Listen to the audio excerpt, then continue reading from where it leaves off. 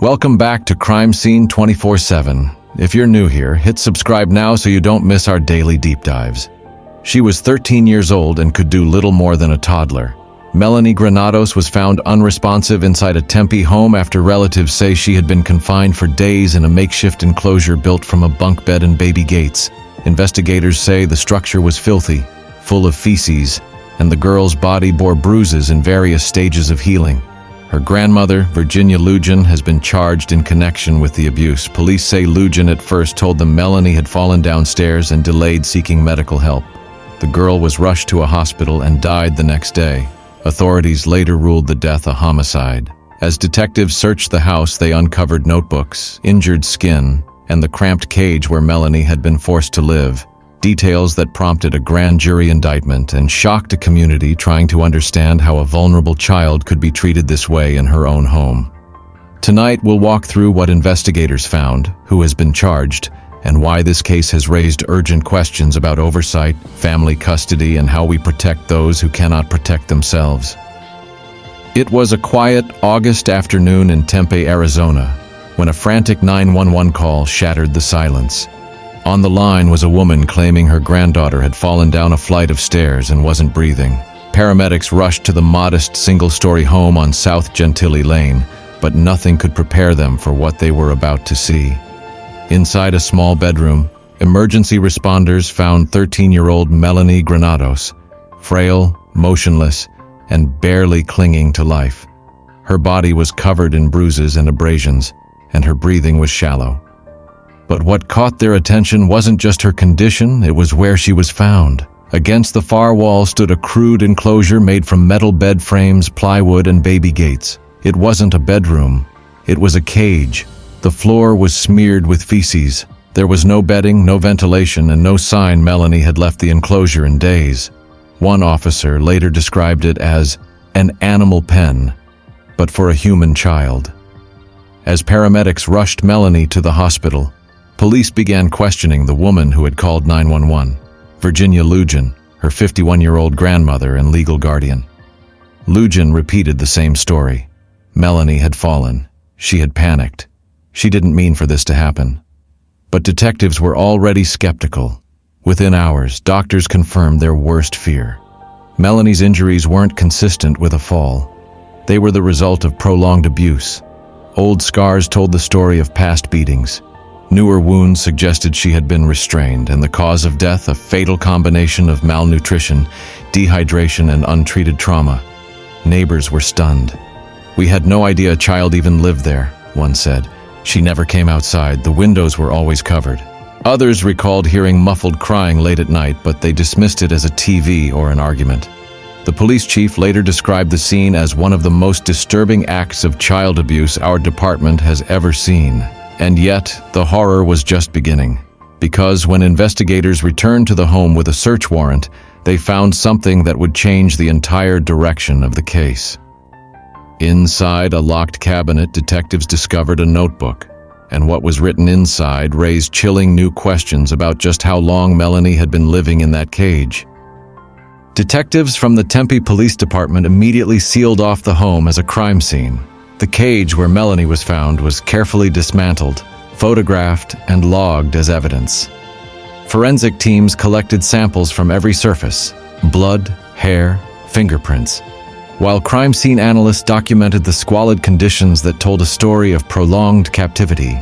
In the days that followed, investigators pieced together a timeline of abuse that stretched back over 2 years. Interviews with neighbors revealed a chilling pattern. Melanie had not been seen outdoors in months. Mail carriers reported never delivering packages addressed to her. And school records showed she had been withdrawn from public school in 2023, with Lugin claiming she was homeschooling her. But the most damning evidence came from that notebook found in the locked cabinet. Page after page contained disturbing handwritten entries, daily logs, almost like a twisted journal. One entry read, "Day 112, refused to eat, withheld water until she apologizes." Another, "Screamed for 2 hours last night, reinforce the cage tomorrow." It wasn't just neglect, it was calculated torture. When detectives confronted Virginia Lugin with the evidence, her story began to unravel. First, she insisted Melanie was troubled and needed discipline. Then she shifted the blame, suggesting the girl had put herself in the cage. But the forensic evidence, the bruises, the malnutrition, the signs of repeated restraint, told a different story. Further digging revealed a financial motive. Court documents showed Lujan had been receiving government assistance as Melanie's guardian, including monthly child welfare payments. Despite those funds, Melanie had no toys, no clothes beyond a few tattered shirts, and no sign of medical care.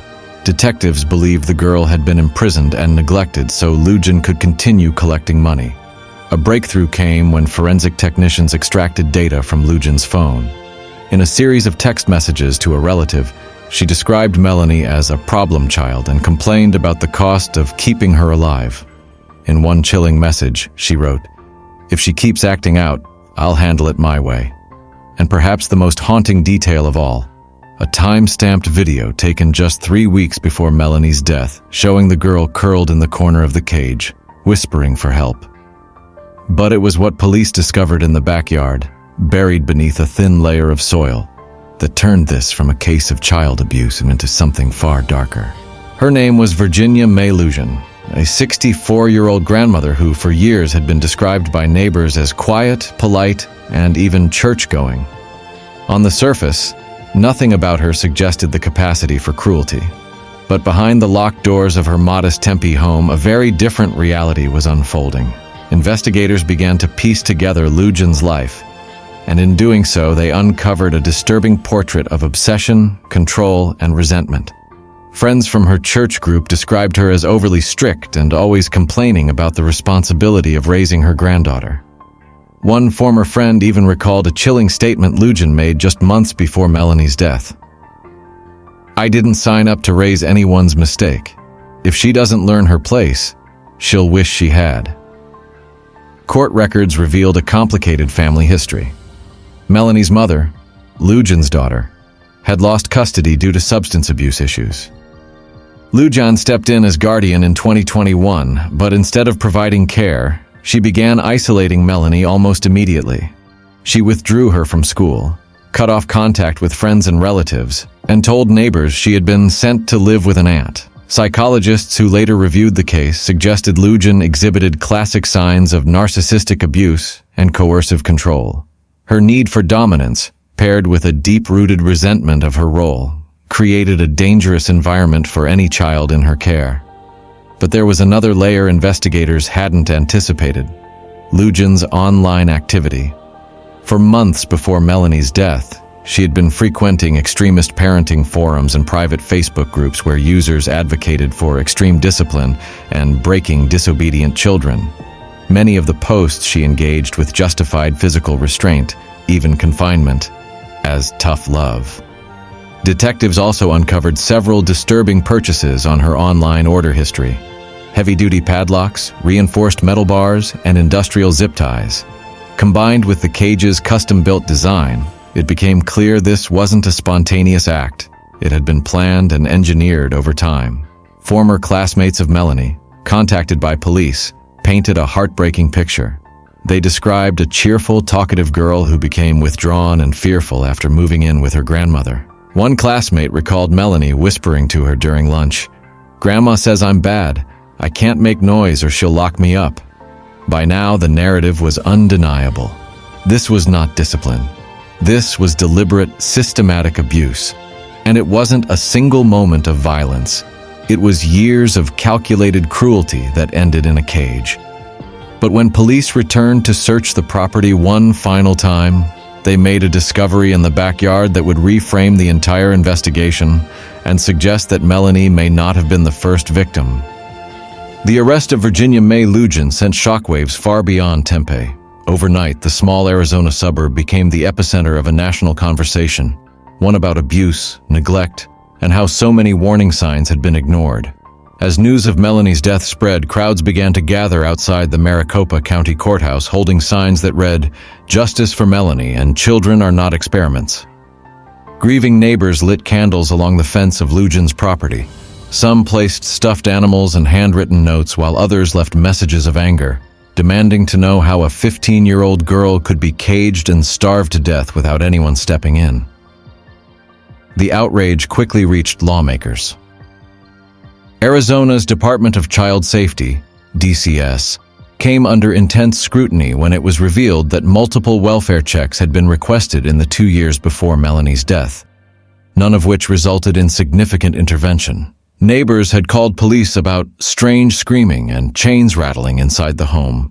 A mail carrier reported that Melanie looked terrified and malnourished the last time she answered the door. But each time, caseworkers closed the files citing insufficient evidence. At a press conference, Tempe Police Chief Michael Pooley addressed the public directly. This was not a tragedy that unfolded overnight. This was years of abuse that could and should have been stopped. The revelations only deepened the anger. Advocacy groups began filing petitions for sweeping child protection reforms. Lawmakers proposed Melanie's Law, a bill that would mandate surprise home visits in guardianship cases and require cross-agency communication whenever a child is withdrawn from school. Meanwhile, the legal system prepared for a trial that promised to be one of Arizona's most closely watched in decades. Lujan was charged with first-degree murder, aggravated child abuse, unlawful imprisonment, and tampering with evidence. Prosecutors announced they would pursue life without parole, citing the exceptional cruelty of the crime. But the case also unleashed a storm of conspiracy theories and online debates. Some internet commentators speculated that Lujan had been part of a larger extremist parenting group that operated beyond Arizona. Others questioned whether there were accomplices who helped her build the cage or conceal evidence. The emotional divide deepened. Some saw Lujan as a monster who acted alone. Others suspected that her online radicalization, and perhaps even encouragement, had emboldened her to commit the unthinkable. And just when it seemed the story had reached its end, investigators unearthed something buried behind Lujan's home. Something that suggested Melanie might not have been the only child who suffered there. The breakthrough came not from a courtroom but from a shovel. During a second, deeper forensic sweep of Virginia Lujan's backyard, investigators uncovered a chilling discovery. A small, rusted metal box buried beneath a concrete slab near the property's fence line. Inside were dozens of Polaroid photographs, hand-drawn diagrams, and a torn notebook page with dates and children's names, none of which belonged to Melanie.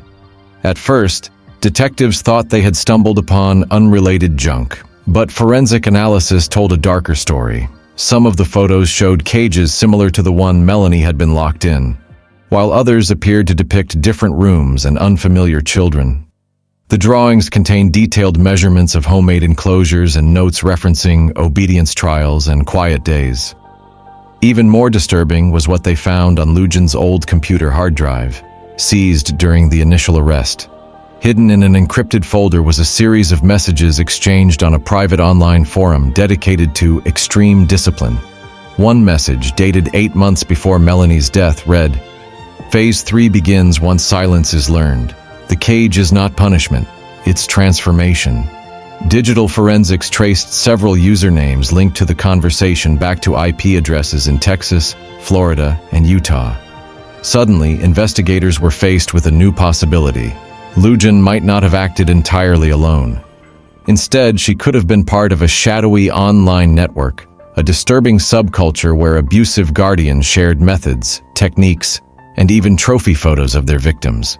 The FBI quickly joined the investigation, launching a multi-state operation to identify the individuals behind the encrypted usernames. Warrants were issued, homes raided, and hard drives seized.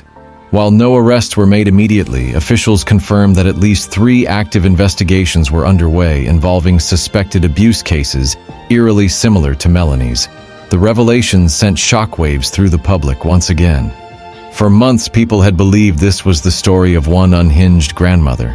But now, a darker, broader question loomed. If Virginia Lujan was just one member of a hidden network, how many more children might still be locked away right now? In the end, Virginia Lujan was sentenced to life without the possibility of parole. The courtroom was silent as the judge read the verdict, the weight of Melanie's suffering hanging heavy in the air. For Melanie's family, justice had been served. But it was a hollow victory. Nothing could bring back the bright, creative 15-year-old who once dreamed of becoming a veterinarian. Her death reignited a nationwide debate about child welfare, mandatory reporting, and digital surveillance. How had a teenager's cries gone unheard for so long? Why were repeated calls to Child Protective Services dismissed as family disputes? And how many others, just like Melanie, remained trapped behind closed doors, hidden in plain sight? The FBI's continued investigation into the online discipline network raised even more troubling questions. Was Lujan a mastermind, or just one of many acting on shared ideology? And how many other homes across America might contain similar cages concealed under the guise of strict parenting? Communities across the country held vigils in Melanie's honor. Lawmakers proposed stricter oversight of homeschooling and reinforced mandatory wellness checks. But for many, these were just first steps in a system that had already failed a vulnerable child. And so, the story of Melanie Walker became more than a crime. It became a mirror reflecting society's blind spots. Was this the monstrous act of one disturbed woman, or evidence of a hidden culture that still exists in the shadows? Now it's your turn to weigh in. Do you believe Virginia Lujan acted entirely on her own, or was she part of something far larger and more disturbing than investigators have admitted? I want to hear your thoughts and theories in the comments below. Your perspective could reveal a piece of the puzzle that's still missing. And if this case shook you as much as it did us, make sure you subscribe to Crime Scene 24/7, because here, we don't just tell the stories. We uncover the truths the headlines leave out. Every week, we bring you deeply investigated cases, shocking revelations, and the real stories behind the world's darkest crimes. And trust me, what's coming next will leave you questioning everything you thought you knew about justice. Until next time, stay curious, stay cautious, and remember, the truth never sleeps.